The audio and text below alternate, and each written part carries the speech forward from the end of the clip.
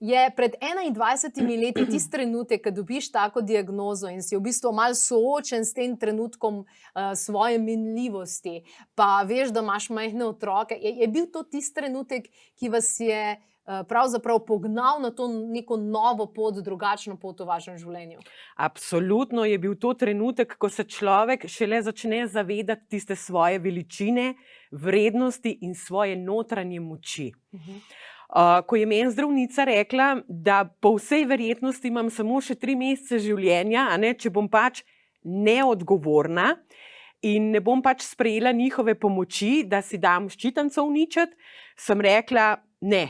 To je bila prva tista notranja intuicija, ki mi je rekla samo podnošne, oziroma ne na tablete, ker danes vidim, da sem se pravilno odločila, glede na zadnji 2 leti, kaj se je dogajalo, ko je bilo onemogočeno priti do zdravnika, do tablet in raznih zdravstvenih storitev. Ampak a mislite, da dejansko, recimo, ne vem, ogromno ljudi je odvisnih od tega, da vsak dan je tablete. Pa mislite, da je realno, da bi prišlo do situacije, da bi bile lekarne zaprte ali pa da ne bi imele teh zdravil, da človek ostane brez? A je to sploh realno? Lejte, v vojnem stanju je vse možno. Mi pa ne vemo ta trenutek, kam gremo. A ne glede na situacije, ki se dogajajo v svetu. Zato je največje vprašanje, kaj lahko jaz sam naredim za svoje zdravje s tistim, kar ta trenutek imam na voljo. Prva zadeva, ki je mene streznila pred 21 leti, je bila ta, da sem začela dojemati, kaj jaz lahko naredim z naravo. In mi je prišla v roke knjiga Hočeš biti zdrav, proti s kuhinjskim loncem. Ki se jo skoraj ne da več dobiti, ne?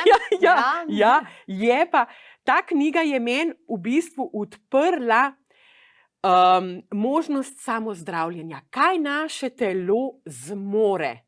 In če se ti pripraviš psihično, tako da najprej pripraviš telo in greš potem v to samozdravljenje, jaz vam povem, če bo treba še 10-krat iti, pa bom še 10-krat šla.